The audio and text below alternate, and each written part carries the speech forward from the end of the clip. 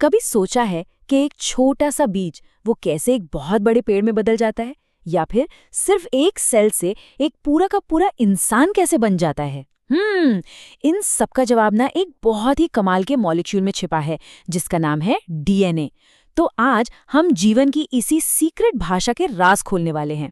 चलिए इसको ऐसे सोचते हैं कि हर जीवित चीज को बनाने के लिए एक इंस्ट्रक्शन मैनुअल, एक पूरी गाइड बुक होती है। तो वो सारी जानकारी आखिर रखी कहाँ होती है? बस यही सवाल हमें सीधा ले जाता है डीएनए की दुनिया में। ठीक है, तो तैयार हैं? चलिए सबसे बेसिक लेवल से शुरू करते हैं। देखते हैं कि ये जो कमाल का मॉलिक्यूल है ये आखिर बना किस चीज से है। देखिए, चाहे पेड़ हो, वेल्स हो या हम इंसान, लगभग हर जीवित चीज एक ही जेनेटिक ब्लूप्रिंट पर चलती है, और वो है डीऑक्सीराइबोन्यूक्लिक एसिड, या जिसे हम सब जानते हैं डीएनए। यही वो तरीका है जिससे प्रकृति एक पीढ़ी से दूसरी पीढ़ी तक सारी जरूरी जानकारी पहुंचाती है। इसे एक बहुत बहुत लंबी मोतियों की माला की तरह समझिए। हर मोती एक जैसी यूनिट है जो बार बार रिपीट हो रही है, और इन्हीं यूनिट्स की लंबी चेन को साइंस में पॉलीमर कहते हैं। तो डीएनए असल में प्रकृति के सबसे जरूरी पॉलीमरों में से एक है। तो सवाल ये है कि इस विशाल माला में ये जो अलग अलग मोती हैं, वो आखिर हैं क्या? चलिए अब जरा और करीब से देखते हैं डीएनए के असली बिल्डिंग ब्लॉक्स को। इस एक बिल्डिंग ब्लॉक का एक खास नाम है न्यूक्लियोटाइड। जी हाँ, यही वो यूनिट है जो बार बार जुड़कर पूरी डीएनए की चेन बनाती है। अब हर एक न्यूक्लियोटाइड के अंदर भी 3 मेन पार्ट्स होते हैं। सबसे पहले एक फॉस्फेट ग्रुप, फिर एक खास तरह की शुगर जिसे डीऑक्सीराइबोज कहते हैं, और आखिर में सबसे जरूरी हिस्सा एक नाइट्रोजनी बेस यानी क्षार।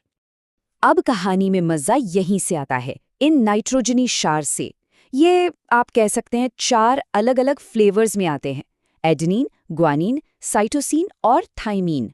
और आसानी के लिए हम इन्हें बस ए, जी, सी और टी बुलाते हैं। वैसे इनकी केमिकल बनावट के हिसाब से इन्हें प्यूरीन और पायरिमिडीन नाम के 2 ग्रुप्स में भी बांटा जाता है। ठीक है, तो अब हमारे पास सारे बिल्डिंग ब्लॉक्स आ गए हैं। तो चलिए अब देखते हैं कि ये सब मिलकर डीएनए की वो फेमस शक्ल कैसे बनाते हैं, जिसे हम सब डबल हेलिक्स के नाम से जानते हैं। याद है न्यूक्लियोटाइड के 3 हिस्से? उनमें से जो शुगर और फॉस्फेट वाले हिस्से हैं वो एक दूसरे से जुड़कर एक लंबी मजबूत चेन बना लेते हैं। इसी चेन को हम शुगर फॉस्फेट बैकबोन यानी एक तरह की रीढ़ की हड्डी कह सकते हैं। अब डीएनए की पहेली को सुलझाने में एक बहुत बड़ा ब्रेक थ्रू मिला था साइंटिस्ट इरविन चेरगाफ को। उन्होंने एक बड़ी कमाल की चीज नोटिस की। किसी भी जीव में एडेनिन की मात्रा हमेशा थाइमिन के बराबर थी और ग्वानिन की मात्रा हमेशा साइटोसिन के। ये एक बहुत बहुत बड़ा क्लू था। चेरगाफ की इसी खोज से एक फंडामेंटल रूल सामने आया, जिसे हम कहते हैं बेस पेयरिंग रूल। ये बहुत सिंपल है। ए हमेशा टी के साथ ही जोड़ी बनाएगा और जी हमेशा सी के साथ। बस यही नियम है, इसमें कोई बदलाव नहीं होता। और इस बेस पेयरिंग रूल के साथ पहेली का आखिरी टुकड़ा भी अपनी जगह पर बैठ गया।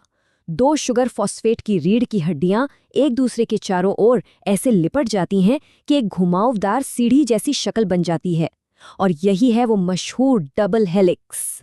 इस घुमावदार सीढ़ी को जरा इमेजिन कीजिए। सीढ़ी के जो दोनों साइड के लंबे डंडे हैं वो शुगर फॉस्फेट बैकबोन से बने हैं, और बीच के जो स्टेप्स हैं जिन पर पैर रखते हैं वो एटी और जीसी की बेस चोड़ियों से बने हैं। एक और बहुत ही इंटरेस्टिंग बात है, डीएनए की ये दोनों लड़ियां मतलब जो चेन्स हैं वो एंटी पैरेलल होती हैं। आसान भाषा में वो एक दूसरे के ऑपोजिट डायरेक्शन में चलती हैं, बिल्कुल एक 2 वे हाईवे की तरह। एक लेन इधर जा रही है तो दूसरी उधर।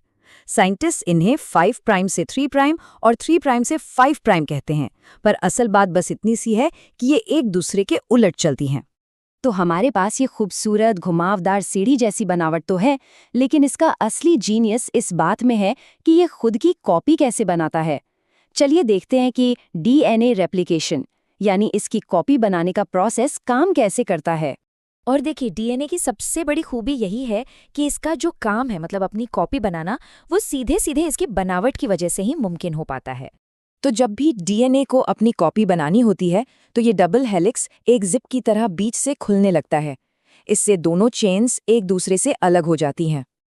अलग होने के बाद ये दोनों पुरानी चेन्स एक टेम्पलेट यानी एक सांचे की तरह काम करने लगती हैं, जिनके आधार पर अब नई चेन्स बनेंगी। और क्योंकि नियम पक्का है, ए सिर्फ टी से ही दोस्ती करेगा और जी सिर्फ सी से, तो होता क्या है कि हर पुरानी चेन अपने सामने एक बिल्कुल परफेक्ट नई पार्टनर चेन बना लेती है और नतीजा एक डीएनए से दो बिल्कुल एक जैसे परफेक्ट कॉपी डीएनए मॉलिक्यूल बन जाते हैं। कमाल है ना? इस प्रोसेस का एक साइंटिफिक नाम भी है, सेमी कंजर्वेटिव रेप्लिकेशन या अर्धसंरक्षी प्रतिकृति। ऐसा इसलिए क्योंकि हर नए डीएनए में एक चेन तो पुरानी वाली ही रहती है और एक चेन बिल्कुल नई बनती है। तो इन सब बातों का मतलब क्या है? ये जो इतना सिंपल लेकिन जीनियस सिस्टम है, ये इतना ज़रूरी क्यों है? असल में यही आनुवंशिकता का असली इंजन है। तो आज की खास बातें क्या हैं? पहली, डीएनए की बनावट एक डबल हेलिक्स जैसी है। दूसरी, इसका सिर्फ 4 अक्षरों का कोड ATCG ही जीवन के सारे निर्देश देता है। तीसरी, बेस पेयरिंग का नियम ही इसके काम करने की चाबी है। और आखिर में यही बनावट इसे अपनी परफेक्ट कॉपी बनाने की ताकत देती है, जिससे गुण एक पीढ़ी से दूसरी पीढ़ी तक जा पाते हैं। सोचिए, सिर्फ 4 अक्षरों का एक कोड, और वही इस धरती पर मौजूद जीवन की हर एक शक्ल को चला रहा है। ये सोचने पर मजबूर करता है ना, कि भविष्य में ये और क्या-क्या करने में सक्षम होगा।